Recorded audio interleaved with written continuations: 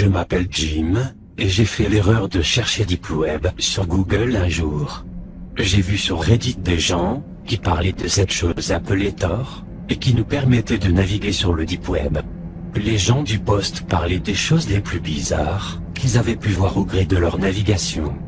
Certaines de ces choses m'ont intrigué, alors je me suis lancé et j'ai téléchargé Tor. Une des personnes sur le Reddit avait posté un lien vers le Hidden Wiki, qui contenait un gros paquet de liens utiles ou populaires du Deep Web. J'ai été choqué du nombre hallucinant de sites pédopornographiques qu'il pouvait y avoir. J'ai fait de mon mieux pour ne rien avoir à voir avec ce genre de choses.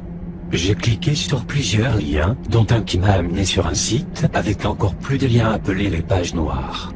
La page était simple, toute noire avec quelques liens jaunes ou rouges. Les rouges semblaient être les plus bizarres. Il y avait un lien appelé assassin personnel, un autre appelé animaux morts, entre autres.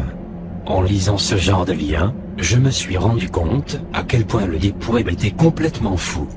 J'ai cliqué sur un lien jaune, et j'ai encore une fois atterri sur une nouvelle page pleine de liens.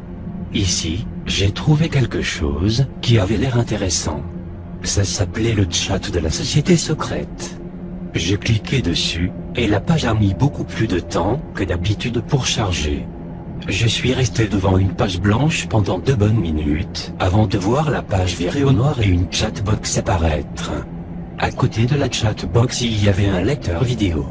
J'aurais aimé cliquer sur le bouton précédent à ce moment-là, mais à la place, j'ai écrit « Hey » dans le chat. Ce qui s'est passé ensuite était bizarre.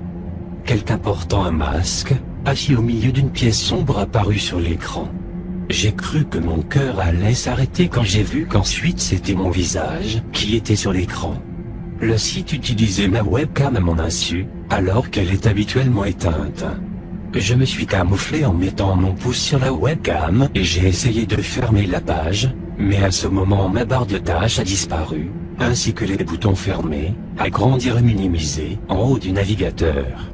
J'ai essayé d'appuyer sur CTRL-SUPR, mais ça n'a pas marché. Ensuite, il y a eu une voix toute déformée qui parlait à travers mon haut-parleur. J'imagine que c'était la personne masquée qui me parlait. Il devait utiliser un logiciel pour changer sa voix. Je me rappelle clairement de ce qu'il m'a dit. Je te vois toujours, Jim. Mon cœur s'est accéléré. Il avait dit mon nom. J'ai commencé à rester à l'appuyer sur le bouton pour éteindre mon ordinateur, et ça a mis une éternité pour que, finalement, il s'éteigne. Je ne savais pas si je devais reporter tout ça à la police, mais de toute façon, j'avais lu que tout était anonyme avec Tor, donc ça n'aurait probablement servi à rien. Et puis c'était sûrement qu'un cœur qui s'amusait.